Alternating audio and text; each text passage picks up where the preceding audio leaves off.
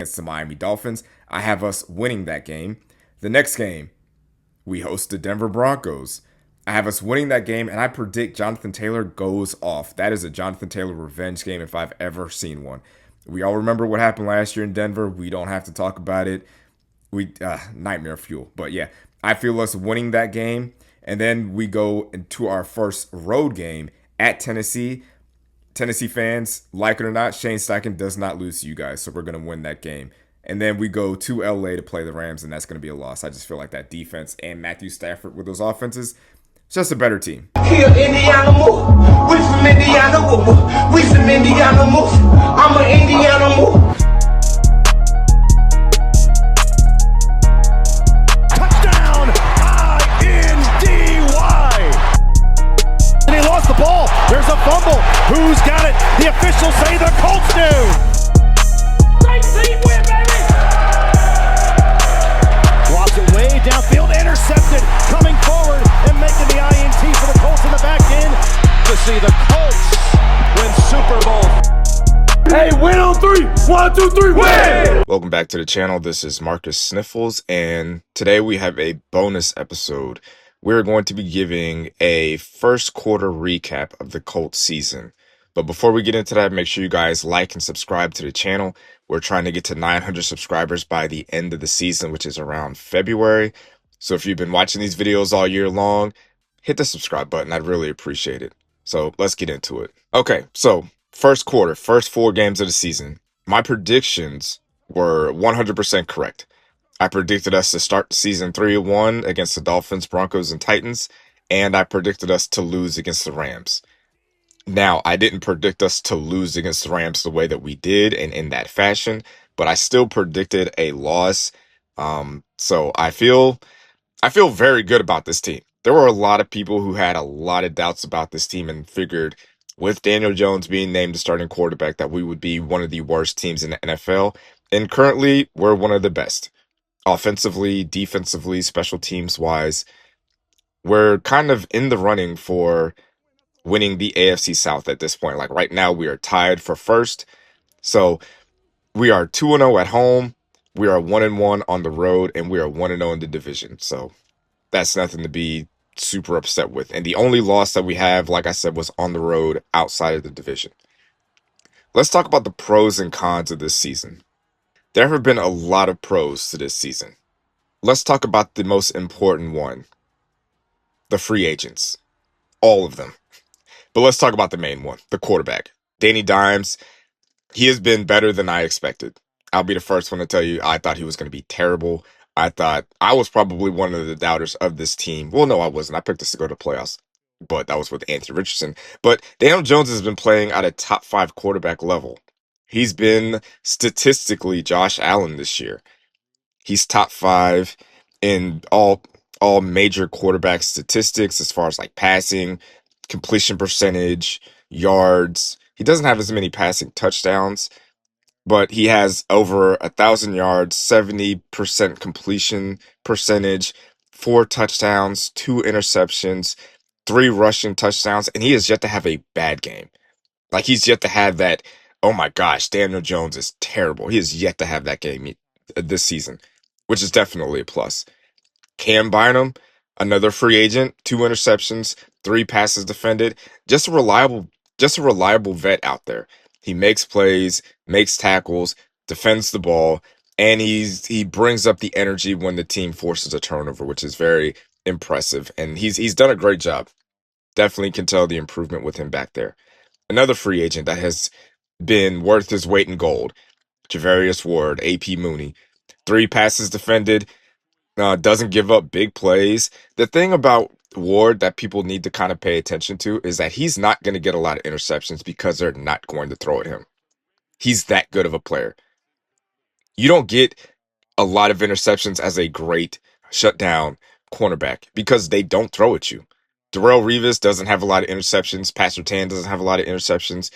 Champ Bailey's, Deion Sanders, like all these great corners, they don't get a lot of interceptions because quarterbacks, they just know they're not going to throw at them. Why would you throw at someone that you know is going to make a play on the ball? So him not having interceptions this year is fine. Spencer Schrader, It is so good to have a reliable kicker. He's 13 of 14 on field goals, 100% on extra points.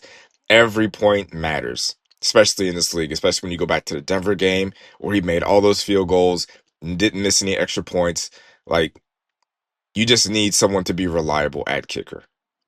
Now, another pro, the last pro that we're going to talk about, as far as free agents go, he's not a player, but Coach Lou Anarumo.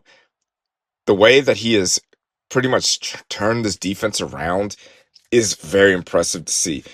They're 11th in points per game, but only giving up 20 points per game, 16th in yards. They've had a turnover in every game, 4 interceptions, 3 fumbles recovered. Latu is one of the best pass rushers in the NFL. He might not have the sacks to show it, but he has the pressures, and the PFF grades show that out. DeForest Buckner has been a dominant force in the run game again.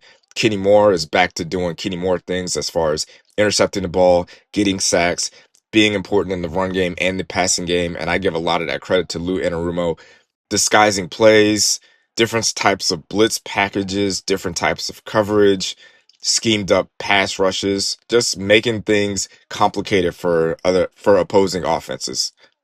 So let's talk about some of the other pros that we have on this team.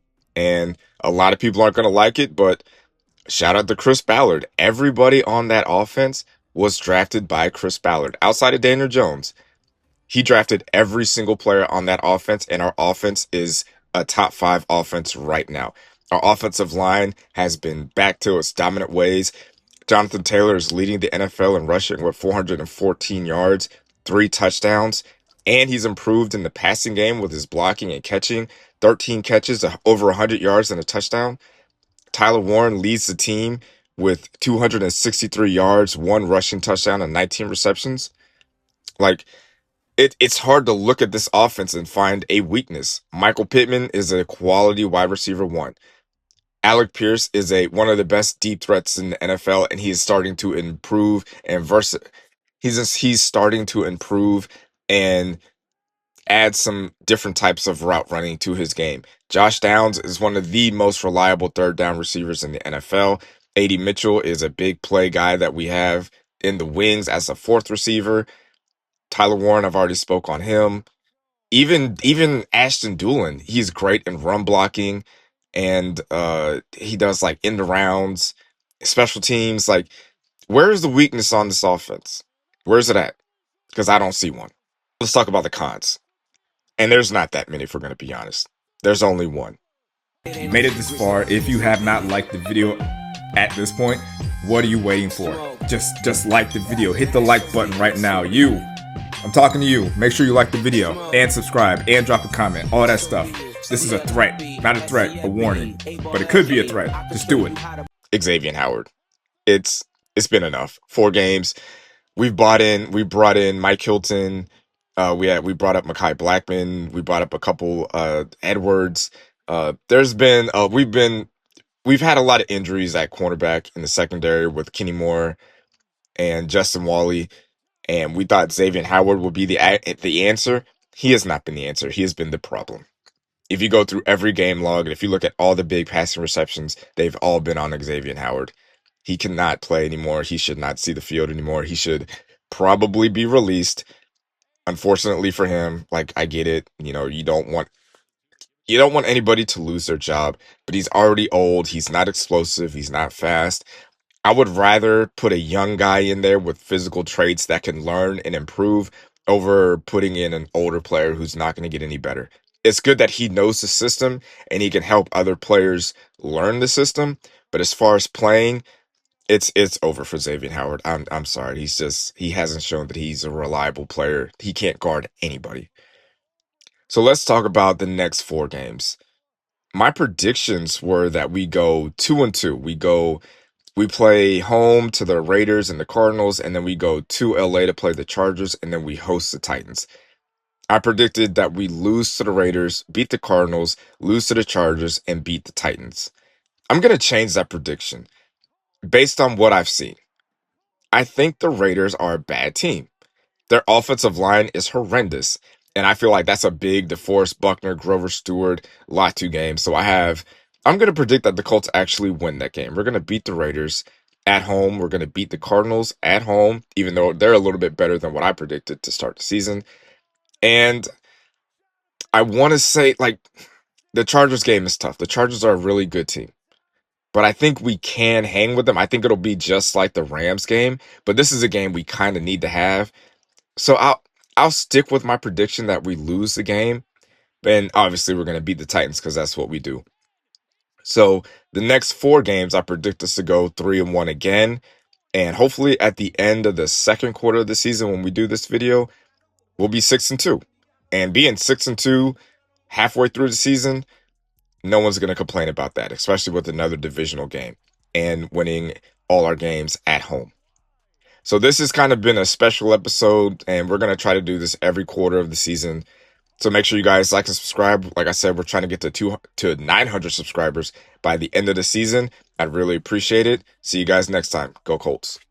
Thanks for watching, babe. Make sure to like this video and subscribe to the channel.